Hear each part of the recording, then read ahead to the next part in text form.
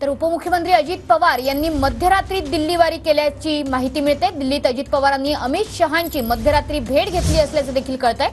सूत्रांकडून ही माहिती मिळते। उपमुख्यमंत्री अजित पवार यांनी अचानकच मध्यरात्री दिल्लीवारी केली आणि अमित शहांची देखील भेट घेतली।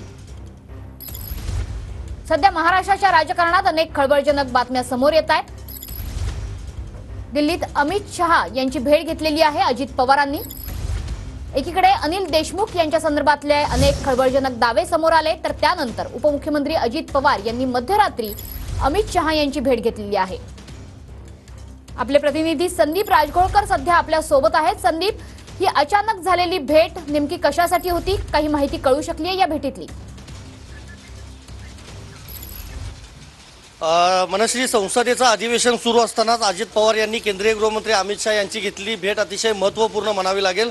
7 तासांचा फक्त अजित पवार यांचा दौरा होता। रात्री 1 वाजता अजित पवार राजधानी दिल्लीमध्ये दाखल झाले होते। त्यानंतर त्यांनी अमित शहा यांची भेट घेतली आणि पुन्हा आज सकाळी 8 वाजता दिल्लीमधून महाराष्ट्राकडे रवाना झालेले आहेत उपमुख्यमंत्री अजितदादा पवार।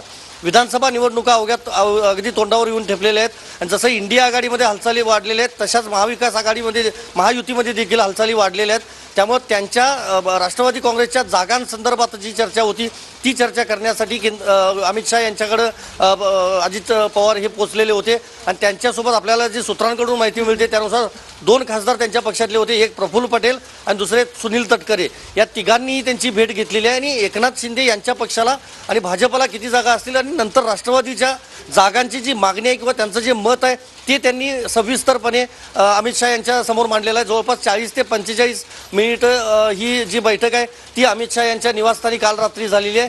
त्यामुळं अधिवेशन सुरू असताना ही महत्त्वपूर्ण भेट म्हणावी लागली। अजित पवार यांनी इतर कुठल्याही भाजपच्या बड्या नेत्यांची भेट घेतलेली नाही, मात्र विधानसभा निवडणुकांच्या अनुषंगानं अमित शहा यांची भेट अजित पवारांनी घेतलेली आहे। मनश्री, नक्कीच त्याच्यामुळे ही अतिशय महत्त्वपूर्ण भेट म्हणावी लागेल। धन्यवाद संदीप दिलेल्या या माहितीबद्दल।